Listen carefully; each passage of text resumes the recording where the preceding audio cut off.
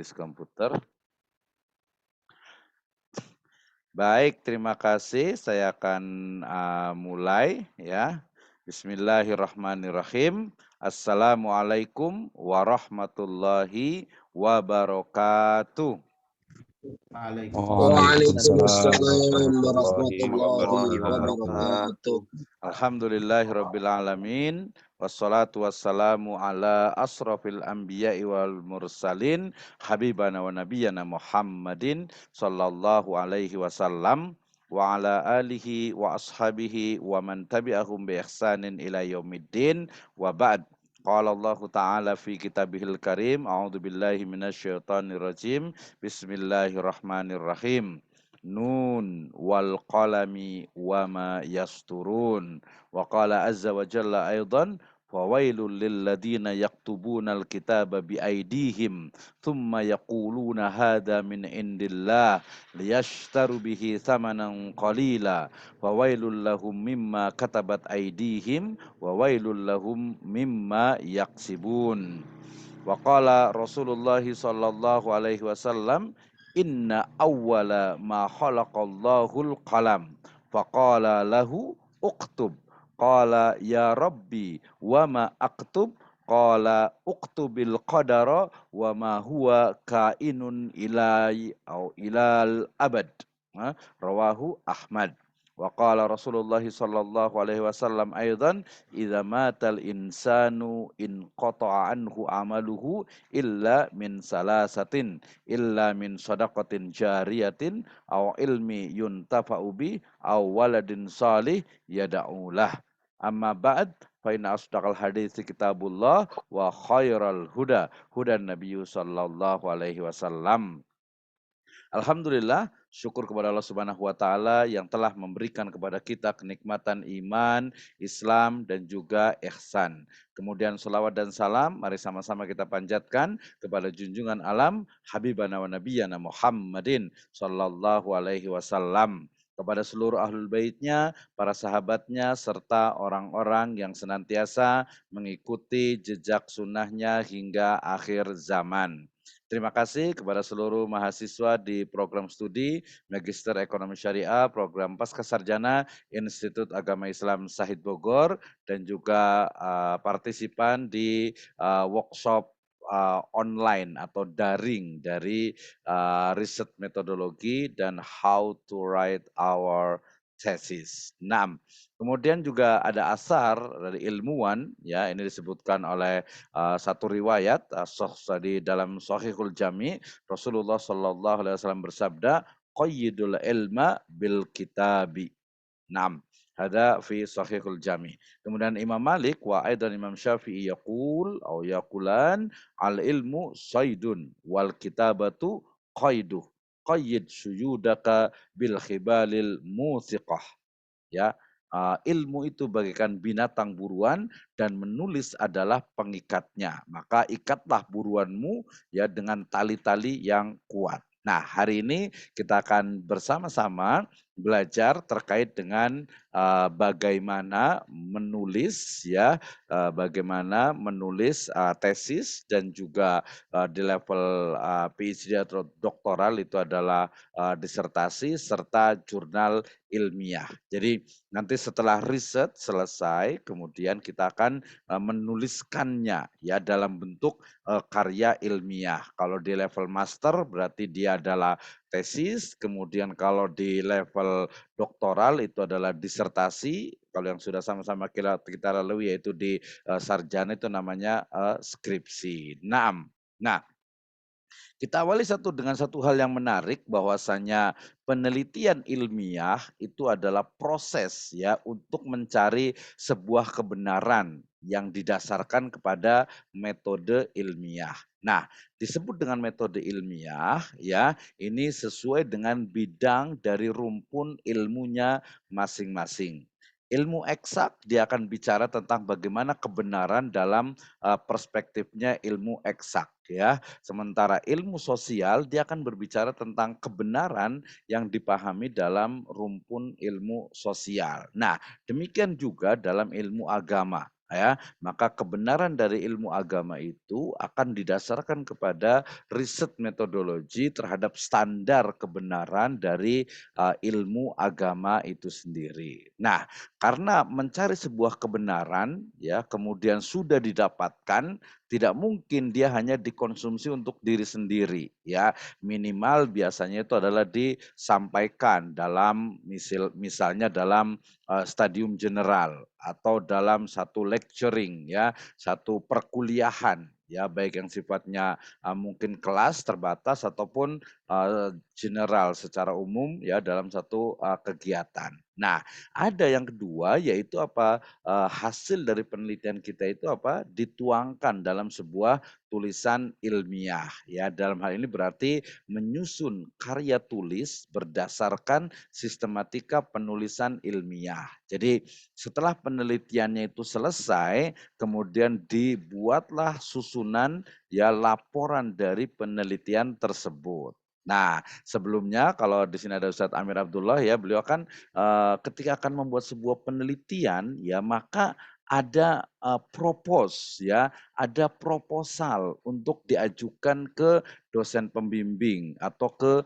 kaprodi. Untuk apa? Ya untuk dikonfirmasi ya, ini sudah betul atau belum nih ya permasalahannya.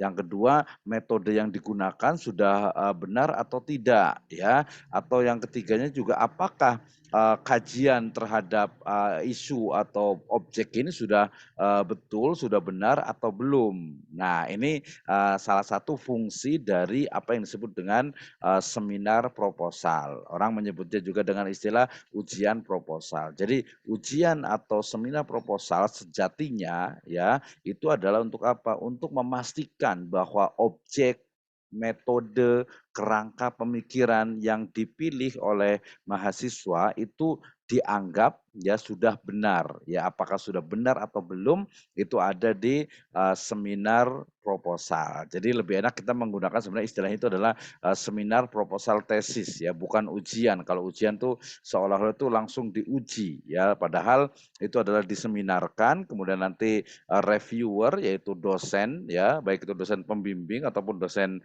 apa yang lainnya di prodi yang sama itu akan memastikan bahwa oke ini kurang tepat, ini perlu ada perbaikan ya, ini misalnya datanya itu kurang valid atau mungkin ini permasalahan itu udah terlalu banyak nih, nggak usah dibahas lagi gitu ya. Atau mungkin ini nggak masuk nih ke kajian tentang ekonomi, bisnis, keuangan atau mungkin di dalam Islamic Studies misalnya. Nah ya, jadi kemudian setelah dituliskan, menyusun karya tulis ilmiahnya, maka ilmiahnya itu ya berarti segala sesuatu yang bersifat ilmu ya baik itu monodisiplin ataupun multidisiplin yang kita sebut dengan interdisiplin ya, termasuk juga nanti ada interkoneksi dan interrelasi ya. Jadi bagaimana zaman sekarang itu ketika bicara tentang satu objek penelitian tertentu itu kita bisa gunakan dengan pendekatan ilmu-ilmu yang berbeda ya. Nah, ini nanti levelnya di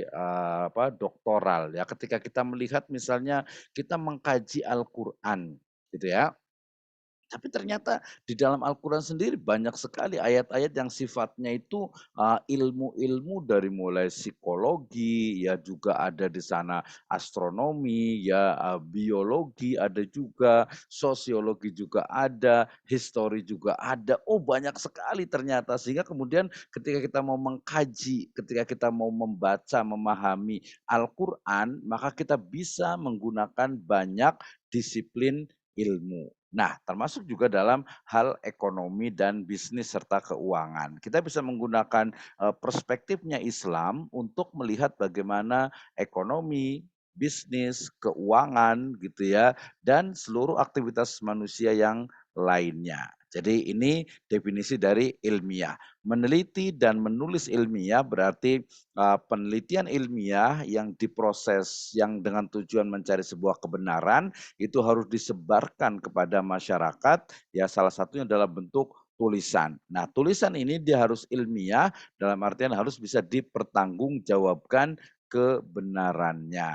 Oke, metodenya, jadi, teman-teman semuanya, Ibu dan Bapak sekalian, kalau kita mau menulis, ya kita pakai saja metode tulis, pakai S-nya double ya, jadi tulis. Apa itu? Kita akan belajar pada malam hari ini ya. Yang pertama, T pertama itu adalah tetapkan tema. Ya, tetapkan tema di sini itu adalah ungkap berbagai permasalahan yang teridentifikasi, ya. Misalnya Ustadz Amir Abdullah mau membahas tentang, baiinah, ya. Baiinah berarti di sini apa? Oh, berarti kajiannya itu adalah tentang apa? Tentang, bagaimana, jual beli inah, oke. Nah, itu masih umum, kita mau spesifikkan berarti, oh mengambilnya baiinah menurut Imam Malik dan juga Imam Syafi'i. Dah clear tuh, sudah sangat fokus sekali. Berarti apa?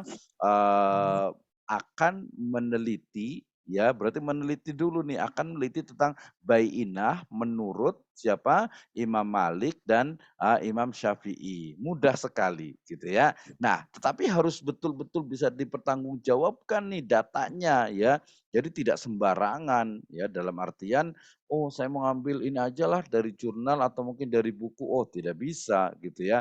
Kalau levelnya mungkin, sarjana atau S1 mungkin masih bisa, tapi kalau sudah levelnya master gitu dia harus, dari mulai, datanya, ya jenis datanya. Nah kalau kita kan tahu nih secara teori, jenis data itu ada data primer, ada sekunder, ada tersier. Nah tentu saja yang paling utama itu adalah data primer. Apa data primer dari, baiinah menurut Imam Malik dan, siapa, Imam Syafi'i? Ya jelas berarti pertama adalah pemikiran beliau itu, 2 imam ini tentang, baiinah, ya karena sudah meninggal dunia, maka kemudian kita bisa temukan dalam karya tulis mereka.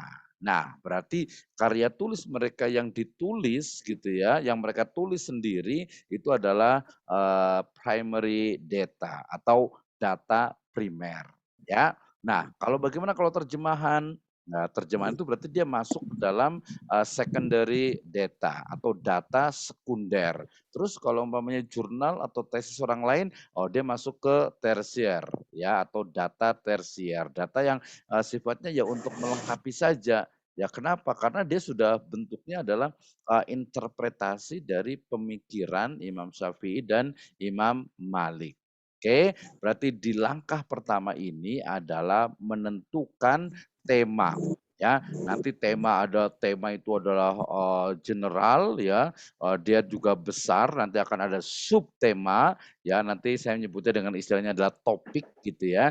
Jadi topik yang lebih mendalam, yang lebih, spesifik dan cakupannya itu lebih lebih sempit.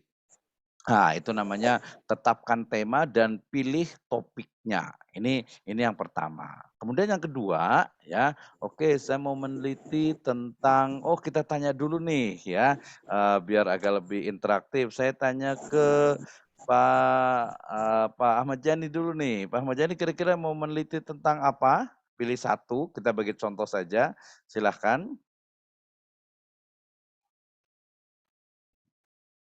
Atau Pak Ahmad boleh boleh dengar? Ya, Mau siap Pak. meneliti tentang apa nih? Kalau tentang temanya nih, silahkan.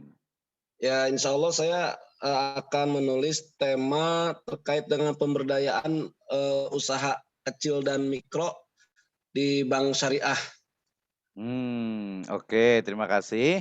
Oke ya, jadi, yang akan dibahas itu adalah tentang, pemberdayaannya. Nah, Ya, berarti, tema besarnya itu adalah empowering ya, pemberdayaan dari, nasabah, satu bank syariah. Nah, ini dia ya, masih sangat umum nih, ya, sangat umum. Berarti siap. dari, pemberdayaan ini kita akan spesifikkan, misalnya apakah dia masuk ke dalam, usaha mikro, usaha Ya, kecil, usaha menengah, ya, atau mungkin ya Indonesia nyebutnya UMKM gitu ya. Tapi Iya. saya lebih Mhm. cenderung ya udah spesifikan saja yang paling kecil saja yaitu, Islamic Microfinance. Jadi yang mikro sajalah lebih lebih jelas lagi, oke. Nah, oke temanya sudah ditentukan, berarti tentang, bagaimana pemberdayaannya. Nah, kalau hanya bagaimana saja, bagaimana pemberdayaan itu juga levelnya itu dia masih, S1. Kenapa? Karena dia hanya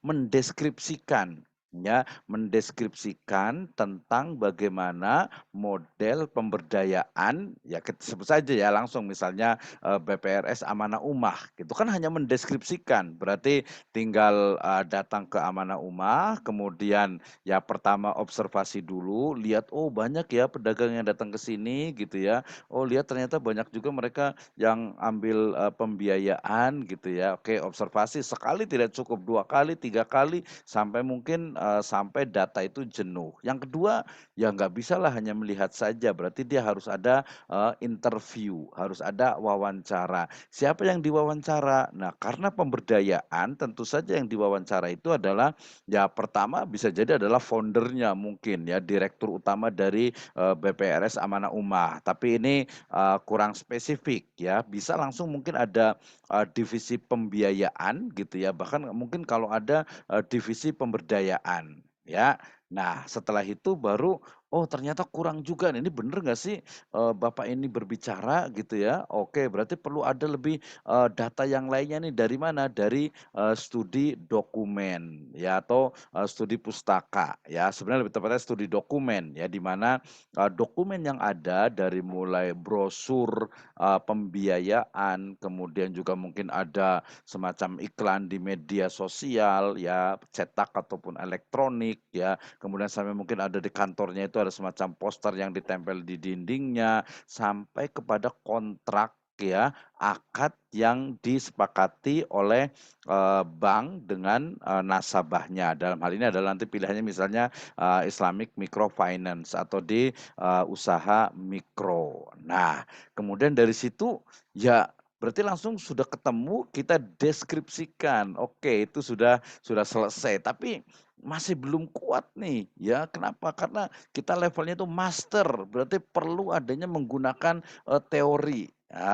Kebetulan ada salah satu dosen kita sedang meneliti itu, tadinya, mau menggunakan pendekatan apa, maqasidus syariahnya Imam Asy-Syatibi dengan Al-Ghazali, tapi, dari sisi indexing-nya itu tidak terlalu familiar, sehingga kemudian, beliau menggunakan, maqasidus syariahnya, Abu Zahroh ya, ada Tahdzibul Fard, ada Iqamatul Adalah, ya, kemudian ada Al-Maslahah. Nah, ya, jadi dari 3 ini kemudian apa, kemudian, didetailkan dalam proses pemberdayaan. Nah, jangan lupa, nanti masuk yang langsung yang kedua yaitu apa, literatur, review.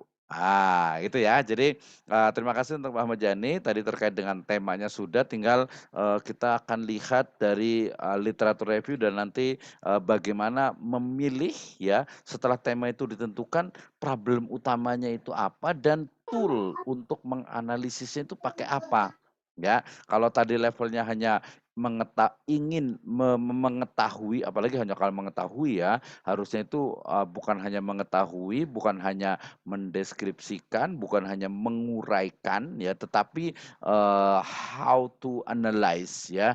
Jadi menganalisis. Wah ini levelnya S3 apa, ya levelnya master nih Pak Ahmad Yani ya. Ya memang namanya peneliti seperti itu sih, ya kita kan akan riset gitu ya. Ini jujur misalnya gitu, mungkin agak sedikit ada kritik di sana, misalnya apakah pemberdayaan yang dilakukan oleh BPRS itu, sudah efisien gitu ya, terus juga bahkan kalau lebih, mendasar lagi ini pemberdayaan bukan nih, ya. Ketika misalnya bank itu memberikan pembiayaan, ya uang gitu ya, memberikan pembiayaan untuk permodalan dan lain sebagainya, apakah ini disebut dengan pemberdayaan? Nah, berarti kita harus masuk di sini, ya, iringi dengan literatur review. Jadi, siapa nih yang mengatakan bahwasanya pemberian pembiayaan, ya, pemberian pembiayaan oleh BPRS atau oleh bank lah kita sebut ya, oleh bank kepada nasabah itu disebut dengan, pemberdayaan, ya. Ya bisa jadi, orang mengatakan, "Oh itu bukan pemberdayaan, itu memang bisnis gitu ya, bisnis to bisnis gitu ya. Tapi enggak Iya. juga ada yang bilang katanya itu juga pemberdayaan. Dicari tuh siapa sebenarnya ngomong bahwa ini adalah pemberdayaan. Oke. Nah, tadi setelah ditetapkan temanya, berikutnya adalah iringi dengan literatur review. Nah, selama ini mungkin terlalu sederhana kita memahaminya. Literatur review itu adalah kita mereview, meninjau ya, meninjau atau tinjauan terhadap literatur yang ada. Nah ini saya hafal kebetulan karena saya kemarin menulis, book chapter ya, ada sekitar 14, chapter, saya menulis ada sekitar, 5 atau 6 chapter itu ya. Salah satunya itu adalah literatur review ya.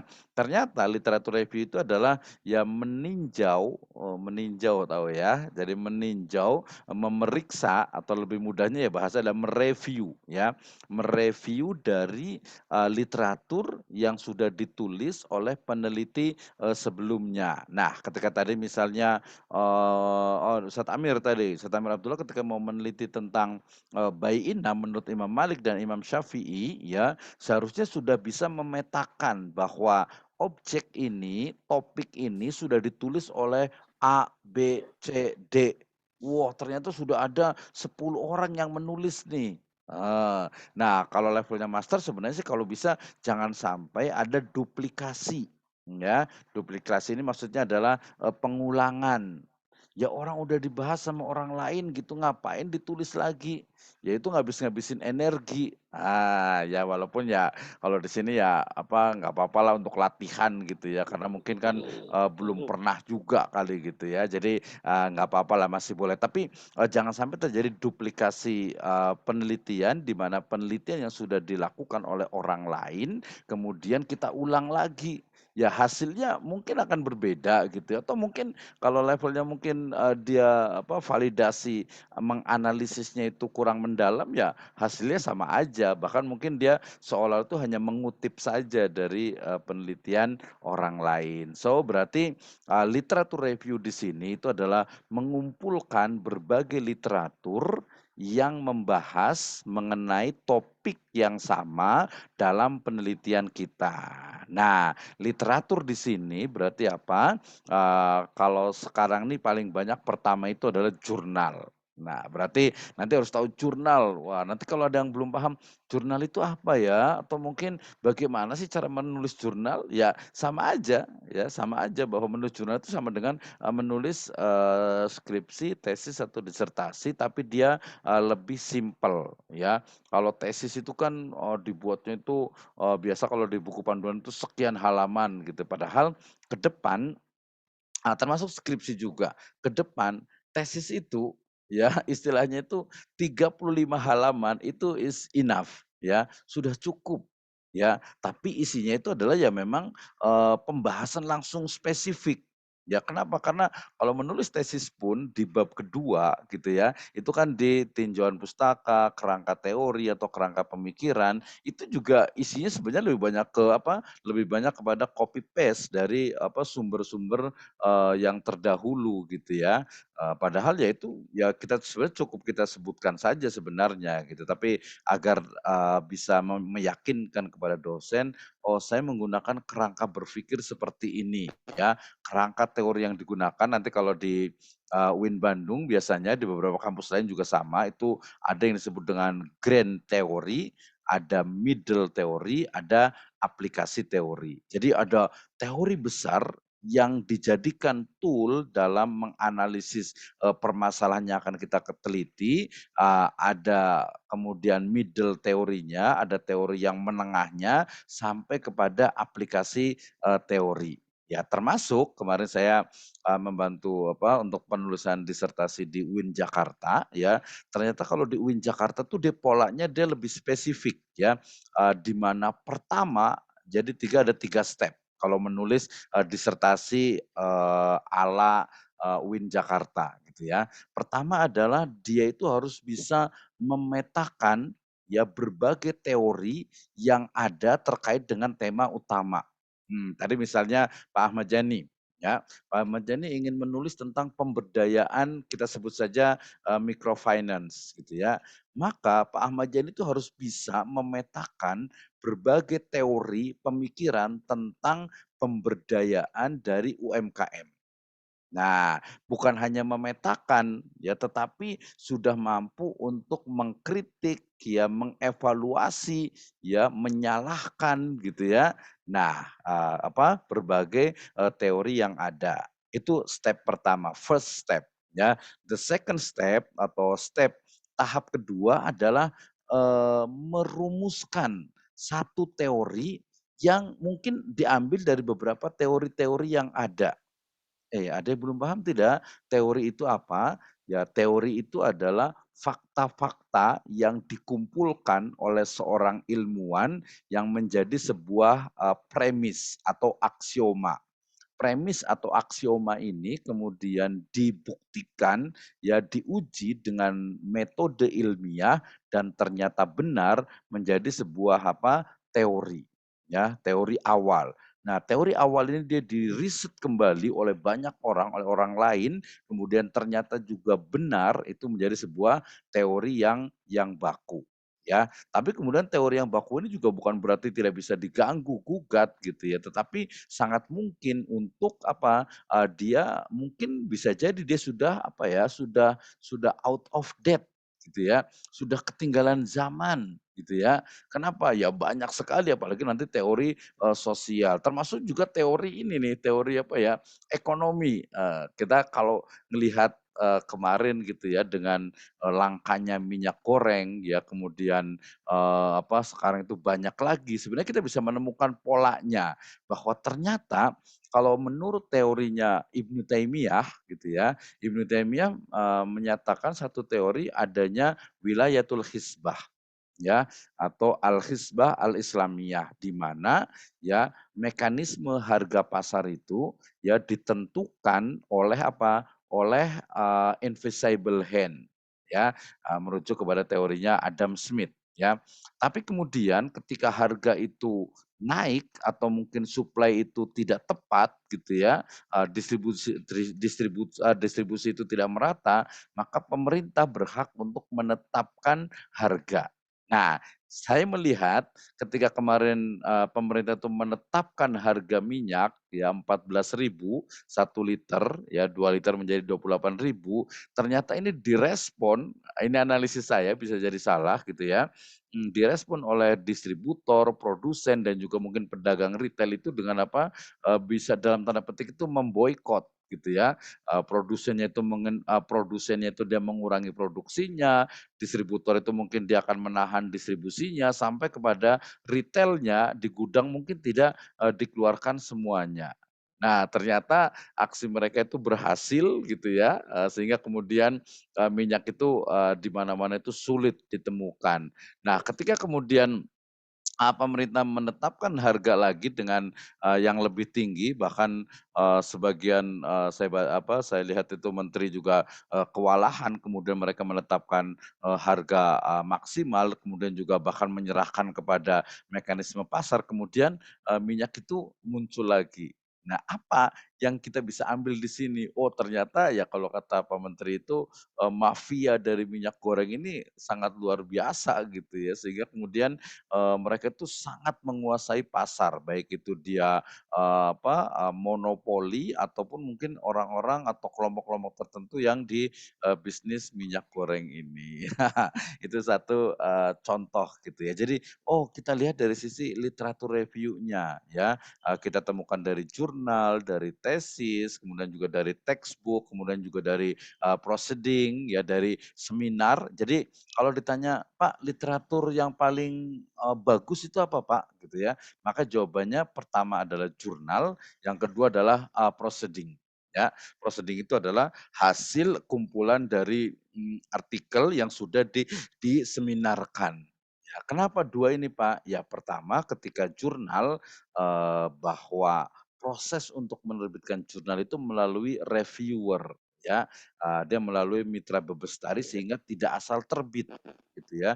Dia akan dianalisis, dia akan diperiksa baik itu, dari sisi penulisannya sampai kepada konten ya termasuk riset metodologi ya, sehingga kualitasnya itu akan lebih bagus. Ya demikian juga, proceeding ya, proceeding, seminar. Nah kalau jurnal berarti ya nanti kita detailkan lagi, oh ada jurnal juga yang jurnal, Scopus misalnya gitu ya, nanti ada juga kalau di Indonesia ada Sinta satu ya kualitasnya berarti satu, yang A paling bagus ya, ada nanti yang Sinta 2 berarti kualitasnya di bawah lagi, ada Sinta 3, Sinta 4, Sinta 5, sampai Sinta 6. Nah di bawah Sinta 6 itu adalah, jurnal tidak terakreditasi. Nah saya juga sedang proses, ada beberapa mahasiswa karena nanti mahasiswa itu di S2 ini diwajibkan untuk membuat, jurnal ya. Kalau nggak paham bagaimana? Ya belajar, ini sedang belajar gitu ya. Oke, berarti langkah kedua yang tulis T itu adalah tetapkan tema yang U-nya kok jadi U ya? Ini U-nya kemana nih orangnya ya? Ungkapkan yang di sini, ungkapkan permasalahan tadi itu ya, tulis gitu ya. Jadi, temanya sudah ada, kemudian nanti diungkapkan permasalahannya, kemudian lengkapi dengan teori dan perspektif, kemudian iringi dengan literatur review, kemudian sesuaikan metode penelitiannya dan juga sertakan analisis dan kesimpulan. Kita akan bahas satu-satu insyaallahu taala. Baik, kita mulai dari tentukan tema. Tadi sudah sebutkan bahwa yang namanya, penelitian ya termasuk juga di tesis, apa yang dilakukan pertama, ya tadi ya, pertama adalah menentukan tema. Nah ada pertanyaan, "Gimana Pak cara menentukan, memilih temanya?" "Bingung Pak, banyak banget tema nih, sampai saking banyak itu bingung," gitu ya. Nah maka di sini ada minimal tuh 3 cara ya, dalam menentukan atau memilih tema. Yang pertama adalah cinta. Yang pertama adalah kita itu suka, senang dengan tema-tema tersebut ya. Tema yang kita suka, kemudian juga menarik hati dan ketika kita melakukannya itu enjoy gitu ya. Misalnya tadi kalau, Ustadz Amir Abdullah nih, riset tentang bayi ini, oh dia suka, ternyata suka buka kitab, wih masya Allah gitu ya, buka kitab-kitab turos para ulama gitu kan, oh seneng gitu. Jadi nanti kita akan menemukan gitu, oh ternyata yang kita tahu, Al-Um itu kan kita tahu, oh ada kitabnya Al-Um, ada kitabnya Ar-Risalah, ada kitabnya Al-Muwatta gitu ya, ada kitab Al-Muwatta, oh ternyata kitab Al-Muwatta tuh isinya ini gitu ya, oh ternyata banyak. Jadi setelah nulis, tesis ini Ustadz Amir Abdullah harus buat halaqah, Al-Muwatta nih harusnya nih gitu ya.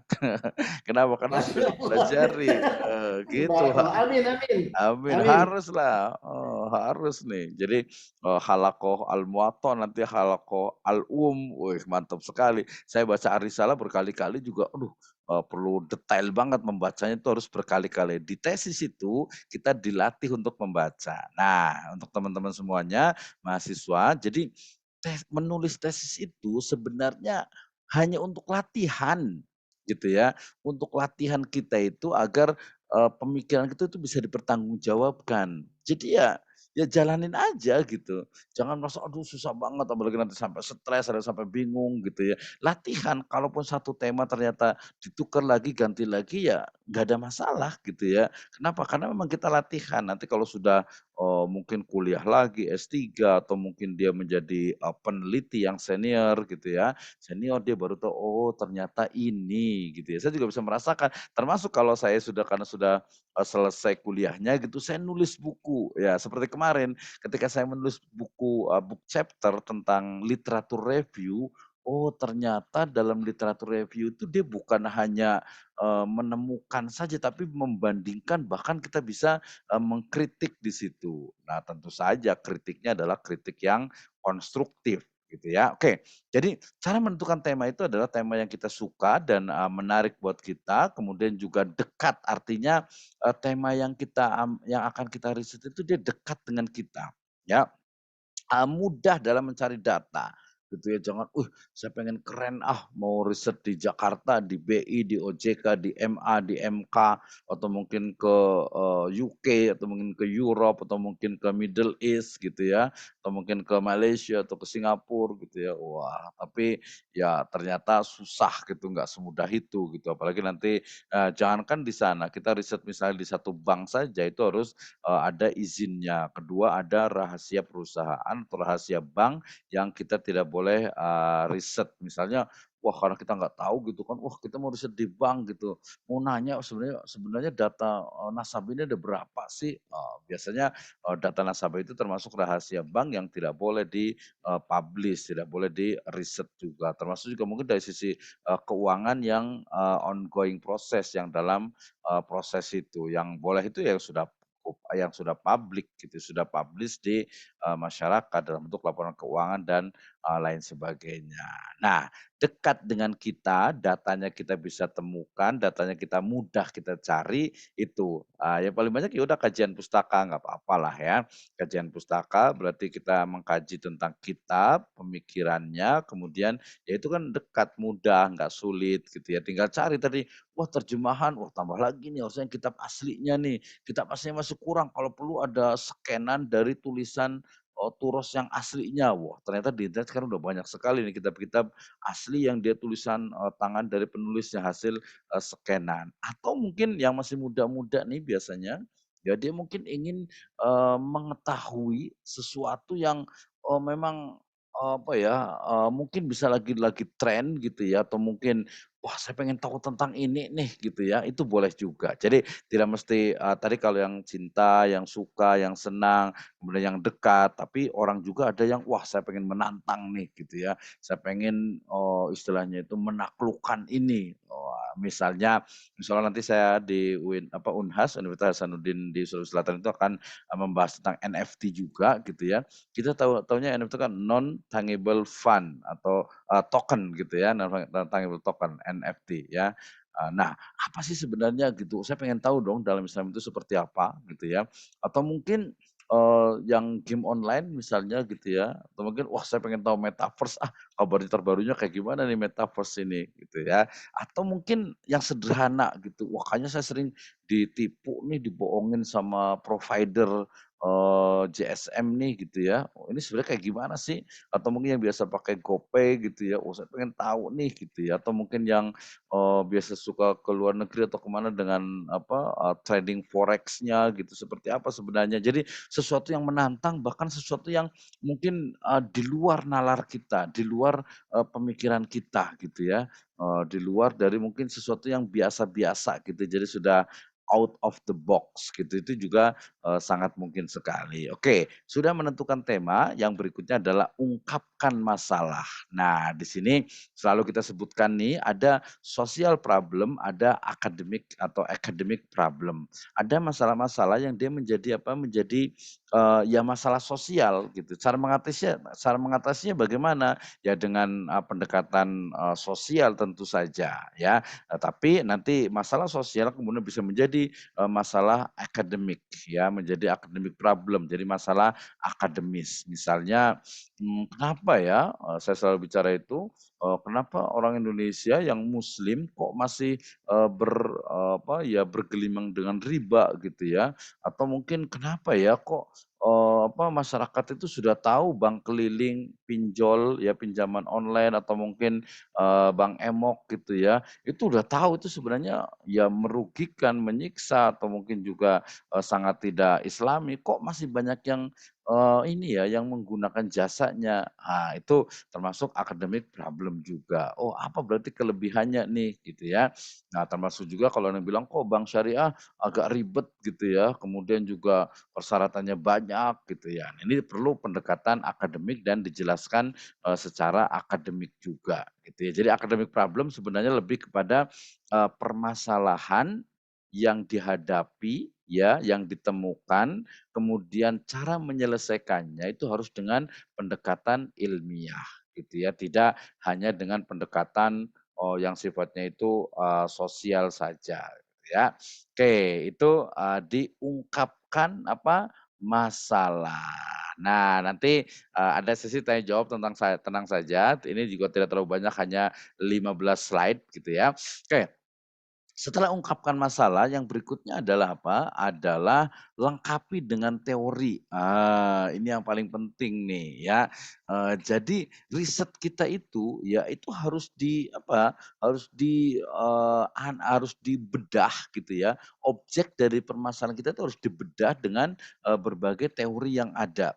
Tadi teori sudah temukan, jadi teori sederhananya itu adalah satu pengetahuan yang dihasilkan dari satu penelitian ilmiah oleh, seorang peneliti, ya. Karena dia itu sudah dibuktikan, ya, maka itu dianggap sebuah, kebenaran, sebelum ada penelitian lain yang membantahnya, gitu ya. Nih banyak nih misalnya kalau tadi bicara tentang, tentang, pemberdayaan gitu ya, atau juga mungkin tentang wakaf gitu ya, atau mungkin, misalnya yang sederhana saja gitu, sederhananya misalnya, balik lagi yang paling gampang lah zakat gitu ya. Zakat ini kenapa ya, apa namanya, kemarin saya ditanya itu, tentang zakat, investasi gitu ya. Kalau dulu ya standarnya itu kan emas gitu ya, standarnya itu emas, yaitu berapa, ya lebih kurang, 85 gram emas. Nah, dulu emas itu adalah sekitar 500.000, berarti orang yang punya uang 45 juta, ya 42, 45 juta itu ya, dia kalau uang itu sudah nisabnya berarti sudah, kemudian sudah haul 1 tahun, dia wajib bayar zakat. Tetapi kemudian zakat mal ya, tetapi kemudian sekarang dengan harga emas itu 900 ribuan gitu ya, maka berarti bukan 45 juta, tetapi sudah mendekati 80 jutaan. Ya, berarti kalau yang 45 juta belum wajib pajak dong, Pak? Ya belum, kenapa? Karena memang ukurannya itu adalah apa? Adalah emas, ya. Nanti ada juga terkait dengan, perak, tapi kalau uang itu biasanya adalah, emas. Nah, gimana nih? Kemarin ada teman, "Ini uangnya cuman, 50 juta Pak," gitu ya. Ya ya belum nisab lah. Gitu, memang haulnya nisabnya segitu gitu ya, 85 gitu ya. Itu yang sudah menjadi, ijma. Tapi harga emasnya naik terus nih, gimana nih gitu ya. Nah itu masuk ke dalam, berbagai, teorinya misalnya menggunakan teori, adanya zakat, profesi misalnya gitu ya. Nah kita boleh gunakan, kita boleh evaluasi, kita boleh kritik, kita boleh tolak, itulah sebuah, teori gitu ya. Nah, ini teori ini akan berbeda-beda sesuai dengan apa, bidangnya. Misalnya tadi kalau bicara tentang pemberdayaan. Nah, pemberdayaan ini sebenarnya, teori tentang pemberdayaan ini apa ya? Oh, pemberdayaan ini adalah dalam konteks yang, makna yang paling bagus itu adalah apa ya, ya memberdayakan bagaimana agar orang yang tidak berdaya itu memiliki daya, memiliki kekuatan, memiliki semangat, memiliki energi dan juga, strategi-strategi agar dia lebih baik, agar, dia berdaya. Nah, cara memberdayakannya bagaimana? Tadi kalau BPRS mungkin dengan, memberikan, pembiayaan. Mungkin ada yang lain itu menggunakan apa, memberikan, training atau life skill atau mungkin dari sisi agama yang namanya pemberdayaan itu ya dia diberikan kesadaran ya, tauhidnya itu diperbaiki, kemudian ibadahnya juga diperbaiki, termasuk juga, muamalahnya. Itu juga sebenarnya bagian dari, pemberdayaan. Kenapa? Oh, apalagi dalam konteks sekarang nih, banyak orang yang apa, yang, mentalnya itu sering sekali apa, kita sebut dengan apa, mental apa ya, mental kerupuk kehujanan gitu ya, atau kerupuk kena air gitu ya, udah kerupuk kena air lagi gitu, lembek gitu ya, baru kena cobaan dikit langsung mengeluh, kadang, sok muncak Sunda mah istilahna pundungan gitu ya, aduh ini nggak bisa maju nih, susah gitu ya. Nah ini yang jadi masalah, jadi harus ada, teori-teori yang, digunakan. Oke, berikutnya iringi dengan literatur review, tadi sudah sebutkan. Jadi literatur review ini adalah, mengkaji, meninjau ya, tentang literatur yang sudah ada sebelumnya, terkait dengan tema dan topik penelitian, kemudian terkait dengan objek penelitiannya, termasuk juga dengan metode penelitiannya. Nah, ini sangat penting nih teman-teman semuanya, ibu dan bapak sekalian dalam literatur review. Langkahnya bagaimana? Wah, karena saya baru nulis kemarin, berarti saya masih apal nih ya, masih apal bagaimana melakukan literatur review. Ya, yang pertama pastikan bahwa peneliti ini dia memiliki qualified, ya, memiliki kualifikasi. Ya, bukan ego sebenarnya ketika oh, kita kan di level master gitu ya, masa mau pakai skripsi sih gitu ya. Nah, sebenarnya sih ya boleh-boleh saja gitu, cuman ya lihat skripsinya di kampusnya, lihat orangnya juga gitu ya.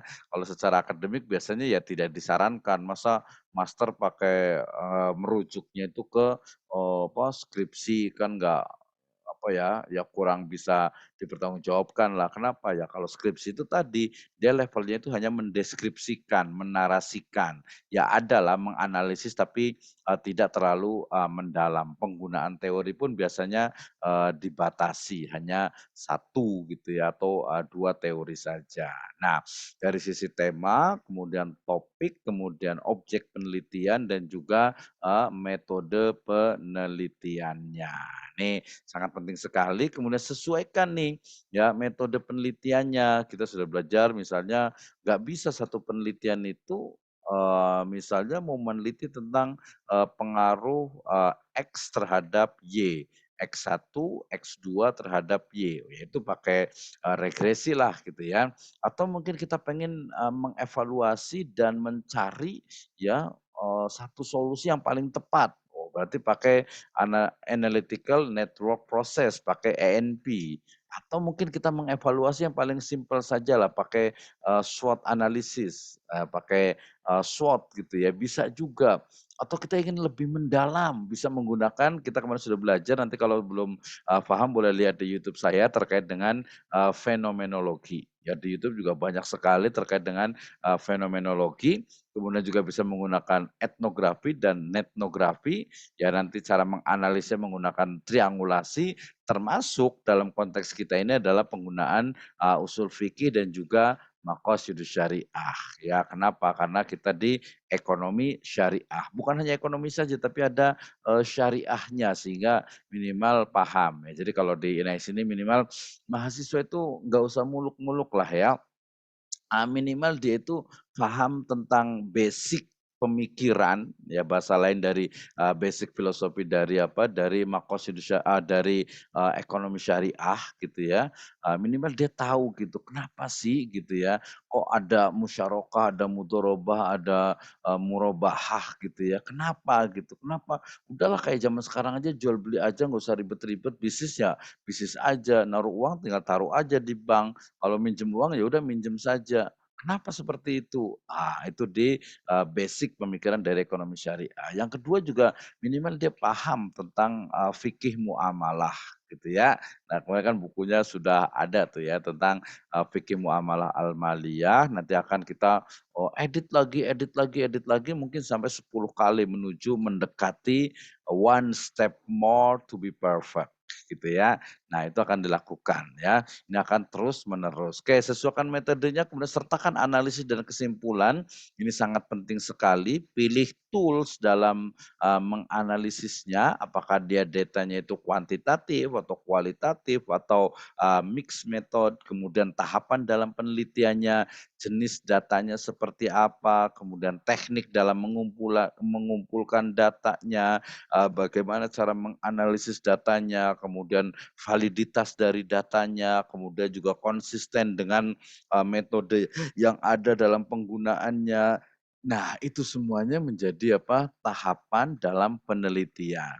Nah, tentu saja yang tahap dari mulai background, latar belakang, perumusan masalah, kemudian kerangka teori yang digunakan, kemudian metode penelitiannya, itu masuk ke dalam, proposal dari tesis ataupun, disertasi. Nah, nanti kalau sudah jadi proposalnya akan diseminarkan, akan diberikan arahan oleh reviewer, oleh dosen pembimbing oh Anda harusnya penelitiannya itu fokus di sini saja, jangan terlalu luas gitu ya. Atau mungkin, apa ya, bisa dikatakan riset metodologi Anda gunakan itu, tidak tepat gitu ya. Masa mau makan apel, ya makan apel itu pakai pisau bener, tapi kalau pisau-pisau daging ya salah juga gitu ya. Masa pakai silet, masa mau pakai, gergaji, itu, analoginya.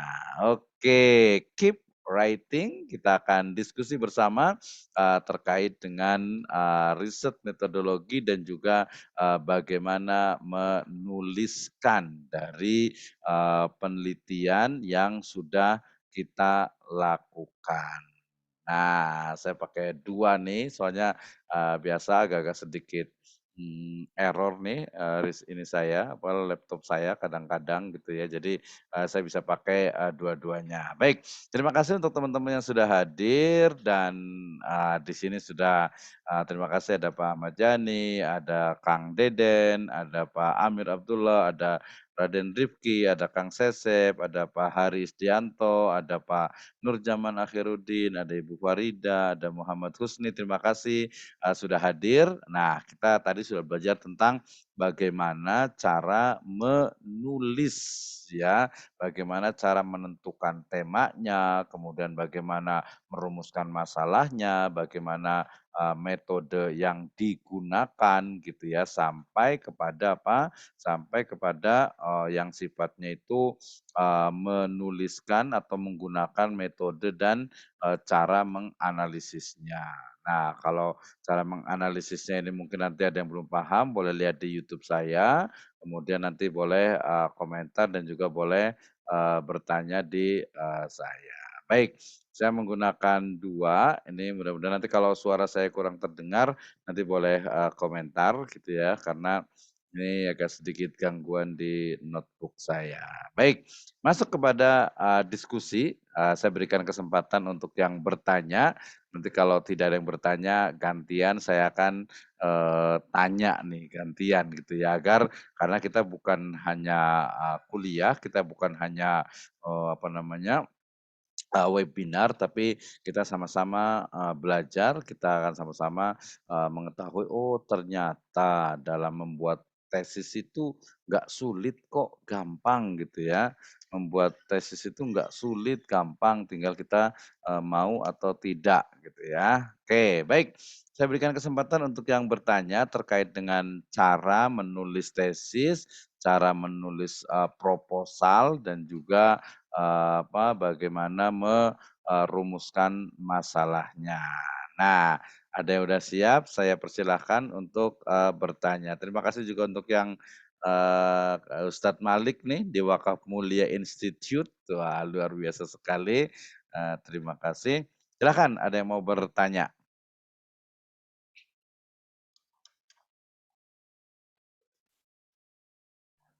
Saya izin Pak Dokter. Ya, Ya, silakan. silakan. Assalamualaikum warahmatullahi wabarakatuh. Waalaikumsalam warahmatullahi wabarakatuh, silakan. Yang ingin saya tanyakan ini Pak Dokter, ada 2 hal sih sebenarnya. Yang Ya, pertama, nggak apa-apa, silakan. bagaimana, eee eee, tulisan yang kita buat atau, eee, apa itu namanya, tesis yang kita buat itu tidak terlalu, sama dengan, yang tadi Pak Dokter bilang, skripsi gitu. Jadi, kira-kira hal apa yang menjadi pembeda yang paling utama dari, tulisan yang kita buat agar, tidak mirip-mirip skripsi ini gitu. Itu yang pertama. Oke, kayaknya kita satu-satu dulu aja Pak Mojani. Siap Satu, nanti siap saya siap jawab, siap, satu Dokter, ya. lagi. Soalnya saya suka agak-agak lupa gitu biasanya. Oke, terima kasih Pak Mojani. Siap siap Nanti sudah saya jawab, nanti baru, boleh bertanya lagi gitu ya. Pertanyaannya siap siap. bagaimana agar penelitian kita, atau lebih tepatnya bagaimana agar, tesis kita itu tidak sama dengan, skripsi gitu ya. Oke. Banyak sekali sebenarnya agar, berbeda dengan, skripsi. Pertama dari sisi yang kelihatan itu adalah dari, rumusan masalah. punten ini, kalau umpamanya Pak Ahmad Yani hanya meneliti tentang, model pemberdayaan, UMKM di BPRS. Nah, itu dia baru level pada, skripsi. Kenapa? Dia hanya mendeskripsikan, ya, mendeskripsikan, menarasikan, menguraikan. Oh, ternyata model pemberdayaan di BPRS adalah begini. Bagaimana? Ya, memberikan pembiayaan kepada nasabah gitu ya, memberikan pembiayaan kepada UMKM, kemudian nanti ketika mungkin dari mulai 500.000 atau 1 juta, 2 juta, 5 juta, 10 juta, sampai ke 100 juta. Nah, tentu saja bukan hanya memberikan, nanti ada mungkin ada controllingnya, ada semacam controlling gitu ya, ada dia memeriksa, melihat gitu ya, kemudian mungkin juga mengevaluasi, oh ternyata bagus nih, wah dia dari tadi misalnya hanya 5 juta naik menjadi 10 juta, lunas lagi, lihat lagi, wah usahanya bagus nih, halal, orangnya juga soleh nih, dia tepat waktu juga nih. Kemudian ditambahkan lagi, oh berarti salah satu modelnya itu adalah hanya pemberdayaannya saja. Oke, itu yang pertama, hanya memberikan apa, pembiayaan. Terus yang kedua, weh enggak juga nih BPRS Amanah Ummah misalnya, ternyata dia bukan hanya memberikan pembiayaan, tapi dia misalnya, membuat semacam, pengajian bulanan yang itu wajib diikuti oleh, nasabah atau yang lebih tepatnya oleh para UMKM. Wah ini berarti bagus nih, ada kelebihannya, gitu. Nah, jadi dia hanya mendeskripsikan itu masih kurang. Nah, perlu apa lagi? Ya perlu, lebih detail dalam menganalisisnya. Ini, tadi yang saya sebut, jadi agak sedikit kritik, bukan agak sedikit sih, memang ada kritiknya, ya, terkait dengan evaluasi. Jadi, kalau di S1 ya dia mendeskripsikan, menguraikan gitu ya, menarasikan, maka di S2 dia harus bisa menganalisis. Apa itu menganalisis? Menganalisis yaitu dari mulai, mengevaluasi, mengkritik, kemudian juga memberikan, usulan gitu ya tentang pemberdayaan itu. Dengan apa? Ya dengan teori yang kalau di level S2 ini dengan teori yang dikembangkan oleh tokoh-tokoh sebelumnya, ya. Di mana dapatnya? Bisa di jurnal, bisa di proceeding, bisa di buku gitu ya, terkait dengan teori pemberdayaan. Jadi dari sekarang, Pak Ahmad Yani bisa mencari tentang teori-teori pemberdayaan. Misalnya kalau di Pakistan itu ada komunitas Akhwat namanya. Jadi komunitas Akhwat ini mirip dengan komunitasnya Grameen Bank, tetapi kalau Grameen Bank kan dia masih pakai, riba ya, masih pakai bunga. Kalau Akhwat ini dia tidak, dia betul-betul, eee, ta meng apa, dia tidak menggunakan riba, tidak menggunakan bunga, tapi dia yang ininya adalah perempuan semuanya. Mirip kalau di Bogor ini ada mahasiswa kita juga dari Baitul Ikhtiar ini, kayaknya perempuan semuanya gitu ya. Kalau umpamanya di PWR Samanhuma kan nggak mungkin masa perempuan semuanya gitu ya, kasihan laki-lakinya. Karena nanti ada riset juga, misalnya kita mau meneliti tentang, akhwat community yang di Pakistan. Ternyata kita bilang itu, wah ini enggak islami, ya walaupun akadnya itu syariat, tetapi ternyata efeknya itu tidak bagus. Apa soalnya? Misalnya, ketika perempuan-perempuan itu, istri-istri itu mereka mandiri punya uang, itu ternyata tingkat, apa namanya, pengajuan cerai gugatnya itu, ya lebih banyak meningkat. Wah efeknya. Kemudian juga perempuan sibuk, wirausaha akhirnya anaknya tidak diurusi. Wah itu kan kritik tuh, bisa saja terjadi seperti itu. Ya jadi ada, kritik ya, ada evaluasi ya terhadap, temuan data yang, sudah ada. Kenapa? Ya pasti karena, no organization perfect gitu ya. Nah itu yang pertama. Terus yang kedua dari sisi kedalaman, termasuk juga validitas data. Ini tadi ketika Pak Ahmad Yani mau nanya tentang pemberdayaan, misalnya pemberdayaan itu ada 1.000 orang. Wah misalnya nih ya, mungkin kalau saya lihat sih lebih ya, ada sekitar 6 ribuan gitu ya, 6.000 sampai 7.000. Ini kan nggak mungkin semuanya gitu kan, berarti ada pengelompokan. Nah, Pak Ahmad Yani ngapain? Udahlah saya nggak usah ribet-ribet, lihat aja di laporan keuangan atau mungkin, di kantor aja yang adem gitu ya, nunggu di situ di Amanah Ummah. Kalau etnografi sih boleh gitu, tapi ini kan pemberdayaan berarti nggak bisa. Dia harus, ketemu dengan nasabah, ketemu dengan UMKM, bahkan kalau perlu melihat usahanya. Ini bener nggak nih? Wah, gitu. Jangan sampai nanti, mungkin ada di beberapa, apa ya, kayak semacam, lembaga keuangan juga yang ternyata uangnya bilangnya buat pemberdayaan, ternyata buat beli rice cooker, buat beli kulkas gitu kan ya. Oh, kalau murabahah ya boleh juga gitu, tapi ini bukan, ini pemberdayaan gitu ya.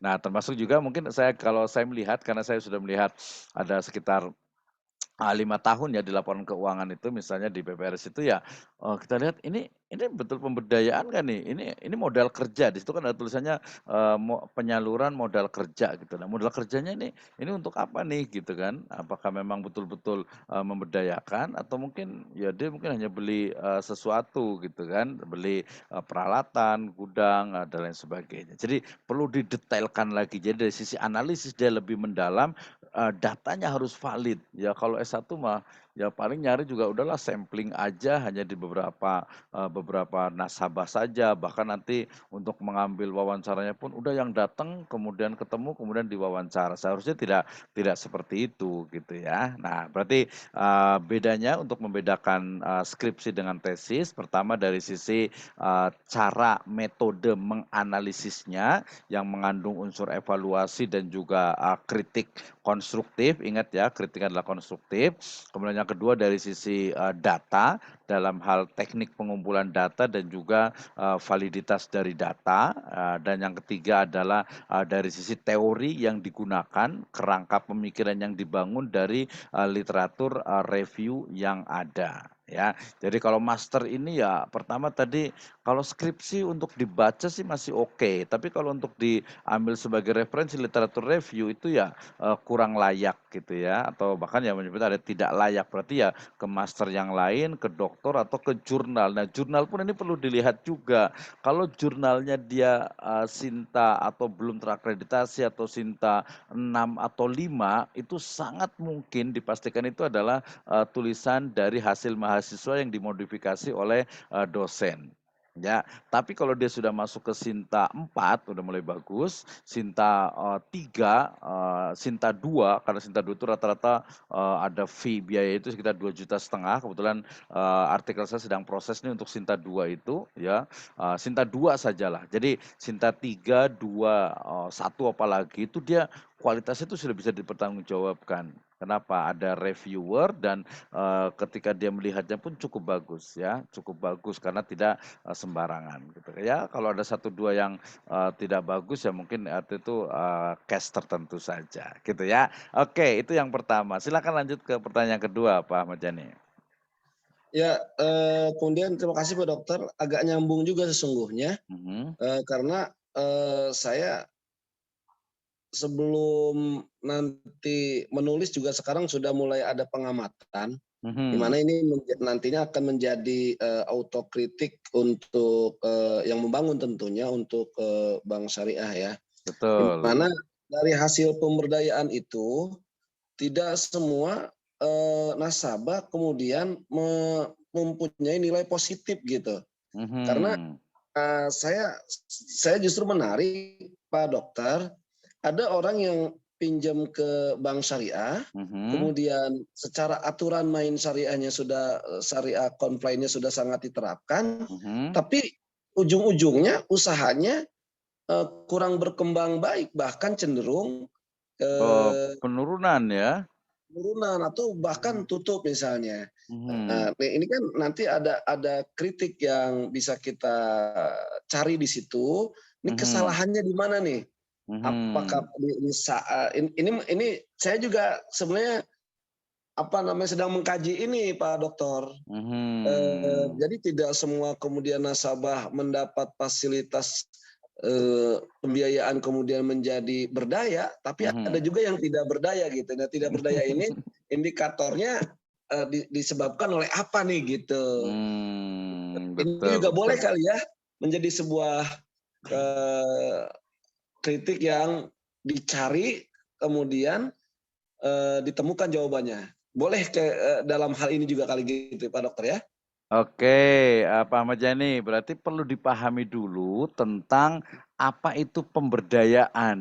Nah, Mmm, berarti nanti makanya tadi harus belajar definisi tentang, pemberdayaan, lebih tepatnya teori pemberdayaan itu apa sih sebenarnya? kalau misalnya saya punya usaha gitu ya, saya punya usaha ya 60 juta lah misalnya gitu ya nilai asetnya ya, pokoknya di atas mikro lah, kecil lah ya, usaha kecil gitu ya. Tapi kemudian, saya mengajukan pembiayaan ke bank syariah gitu. Nah, itu ya dalam, mau pakai teori siapa nih? Apakah itu disebut sebagai pemberdayaan? Atau ya memang ya bisnis saja karena dia bisnis sudah berjalan gitu ya. Jadi, dia bukan yang tidak berdaya gitu ya. Jadi dipahami dulu teori tentang, pemberdayaan. Jadi kalau tadi katakan misalnya ada orang yang punya, aset itu 100 juta misalnya gitu ya dan dia bukan masuk ke, mikro ataupun kecil gitu ya, tapi sudah sampai ke menengah. Nah, apakah, pemberdayaan ekonomi menengah atau usaha menengah itu bisa disebut sebagai, pemberdayaan. Nah, saya agak sangsi nih dengan hal ini. Jadi nanti Pak Ahmad Yani boleh belajar lagi teori tentang ini loh pemberdayaan gitu ya, pemberdayaan walaupun nanti, kalau saran saya samakan saja dengan, dengan tesis dari disertasi teman itu karena hampir mirip juga gitu ya, tapi nanti hasilnya akan berbeda. Jadi, judulnya itu adalah pemberdayaan, berbasis syariah, ya. Pemberdayaan berbasis syariah. Wah, nanti ada dalam kurungnya yang agak keren dikit, judulnya itu adalah Reformulasi Maqasidus Syariah Abu Zahra dalam pemberdayaan UMKM di misalnya BPRS Amanah Ummah. Nah, itu ya. Jadi maqasidnya Abu Zahra itu ada 3, ada tahdhibul fard, ada iqamatul adalah, ada al-maslahah. Pertama, tahdhibul fard itu adalah apakah pembiayaan yang diberikan kepada nasabah, utamanya tadi UMK gitu ya, UMK itu atau mikro tadi itu dia, tahdhibul fard. Tahdhibul fard itu dia, mendidik jiwa dan juga raga dari nasabah. Ya. Kalau dia hanya hanya mendidik artinya dia hanya pure murni bisnis gitu ya, udahlah, kita yang penting kasih modal, kemudian dia dapat bagi hasil sudah. Tidak ada misalnya pengajiannya gitu ya. Kalau, saya tahu sih di BPR Samanhumah itu ada pengajiannya gitu ya. Bahkan mungkin, tidak dikenalkan gitu ya dalam proses, hifdzul akalnya itu ketika, "Oh Bapak, ini bukan pinjam uang Pak, bukan juga utang Pak, bukan dain, tapi ini adalah pembiayaan. Bagaimana pembiayaannya dijelaskan terus, udah selesai dijelaskan, nanti ketika sudah pembelian lagi, dijelaskan lagi terus, ada edukasinya. Nah, itu masuk ke dalam, tahdhibul fard. Termasuk nanti kalau di laporan keuangan, tahdhibul fard itu sebenarnya dia bukan hanya untuk, nasabah, tapi juga untuk karyawan. Misalnya nih, dari keuntungan yang ada di Amanah Ummah ini, yang untuk beasiswa pendidikan, baik itu nasabah atau mungkin juga karyawan gitu ya, stafnya, itu berapa?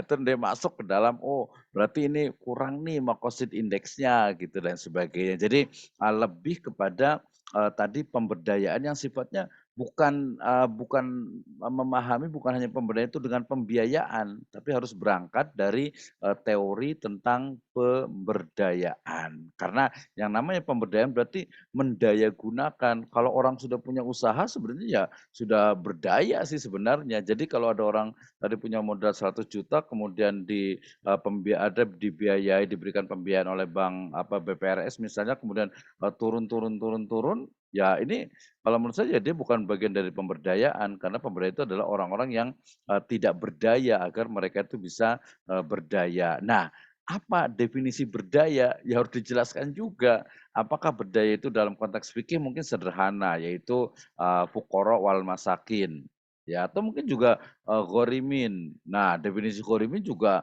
banyak reaktualisasinya. Ghorimin itu orang yang punya utang gitu ya. Misalnya alhamdulillah nih kita juga ada bantuan buat mahasiswa yang ghorimin gitu ya.